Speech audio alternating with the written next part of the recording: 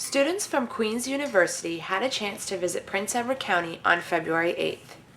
The geography class came to observe and afterwards prepare a report on growing the creative rural economy in Prince Edward County. The Economic Development Office prepared a tour for the students, complete with county tour guide Gilles Miramonte. The first stop on the tour was Arts on Main, where Terry Williams spoke about the art gallery and local artists. It's been amazing because we didn't do a lot of advertising. It was all word of mouth and what's going on there. People walking by saying, what's happening there? And doing these, every time we change the art, we do a little open house. Then it was off to Books & Company, where Alexandra Bake and David Sweet gave the students a preview of the bookstore not yet open to the public. So there's lots of different ideas that have sort of, and everybody has an idea for the space. Everybody we talk to is like, oh, do this with so, which is really cool because it's not just us, it's the whole community's imagination has been sparked. Next was a short walking tour of downtown Picton, which gave the students some background history on the town. He was an Anglican minister. First he donated land. I think he sold property to the Catholic parish for 1 shilling. Joining the students on the tour bus, Gilles pointed out various historical landmarks on the way to the next destination. On your left, as you can see through your windows, is an octagon house. Oh wow! Upon arrival at Huff Estates, the students enjoyed a wine tasting with Brian Hanna. That's right. The Lighthouse, the 2004 version of the Lighthouse Chardonnay, which I'm going to serve you now, won the gold medal at the All-Canadian Wine Championships. All right? So we're a small production facility, but we're making a name for ourselves on the Canadian sea.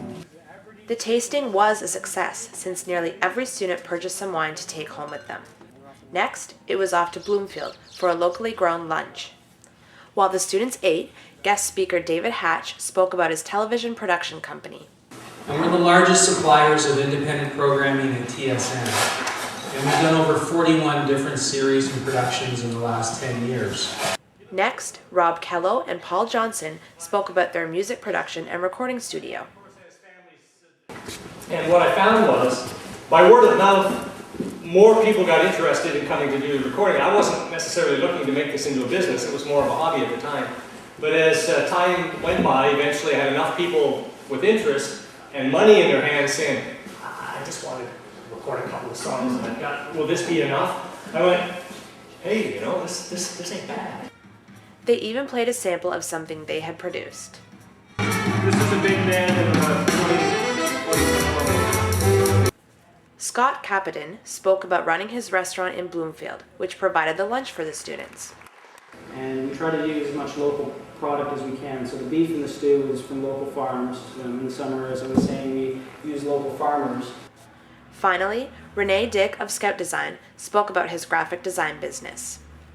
2 years ago we did the website and won a National Economic Development Award for that. And then this last year we developed the map and this piece, and it's been an incredible experience, especially getting to know and learn all the different businesses. I'm lucky that I'm in design and I work with different businesses because I get to learn a lot about each one of them. So this was one of the pieces that we worked on. The tour then headed to their final stop, Fifth Town Artisan Cheese Company, where Petra Cooper spoke about her new artisan cheese plant still under construction.